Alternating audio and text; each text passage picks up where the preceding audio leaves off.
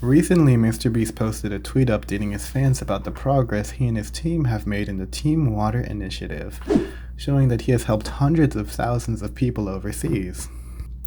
And for this charitable action of his, people all across the internet are calling him a massive jerk. Now, before I go in depth as to what happened recently, I'll give some context on the situation. TeamWater is a fundraising campaign led by MrBeast in collaboration with WaterAid and Mark Rober to provide clean drinking water to people overseas. Some of you might remember that MrBeast got a lot of shade last year for promoting this movement during a live stream with famous streamer Adin Ross. I'm not going to go extremely in depth because this is pretty old news, but in August 2025, MrBeast combined forces with Adin Ross, and together they added a lot of high-profile influencers, mainly streamers, to a video call in order to pressure them into donating to TeamWater. Yeah, hold up. I'm trying to figure out how to Hundreds of thousands of people are watching, just, you know. Hey Logan, how you doing? We all donated $1 million. Would you do $1 million? You bought a diamond. Would you be down to donate $1 million for water? No, I'm broke. Okay, here. How much did you donate, Jynxzi? I donated. Don't tell. Okay, I'll tell you after. Wait, Logan, will you donate whatever Jynxzi donates? Now, let's just call a spade a spade. This is pretty unethical behavior from MrBeast, and even though I really appreciate his motives, I don't think hiding under the guise of raising money for charity helps the situation at all. I never thought I would defend Logan Paul of all people, but forcing a guy into a live stream in order to make him donate money to you by using peer pressure is not exactly the most morally correct way to fundraise. After the stream, there was a lot of backlash directed towards MrBeast, with creators like Jynxzi and XQC criticizing MrBeast for the manner in which he handled the situation. 2 hours was one of the most uncomfortable, weird streams of all time, bro. Was basically just MrBeast pressuring people into donating to TeamWater, which is a great cause. If TeamWater raises $100 million, who gets the credit for it, bro? MrBeast. Exactly. We're all getting pressured into donating in front of hundreds of thousands of people when you combine all the streams. And at the end of the day, I kind of thought about it, and it's at the end of the day, it goes to a good cause, so I don't really care. It goes to a good cause. But that's all this stream is, bro. This is one of the, this stream was just excruciating, bro. And a couple of months later, in January 2026, Adin Ross in particular kind of threw MrBeast under the bus as well, saying MrBeast doesn't even like him, even after they collaborated so closely during the charity livestream. And then a couple of months later, in April, he claimed that MrBeast, or at least his team, was trying to sue him over the claim that the wells MrBeast was going to create weren't real. Following that claim, MrBeast's team replied that they weren't seeking any legal action, and the message Adin Ross received was probably fake. That brings us back to today, where a lot of people on the internet don't really have a very good opinion of TeamWater.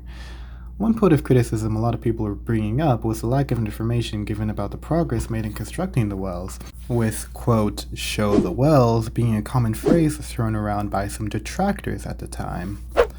And I guess MrBeast had heard enough, because on August 1st of 2026, he posted the tweet I was talking about at the start of the video, taking us full circle. But once the fundraiser ended, the real work began.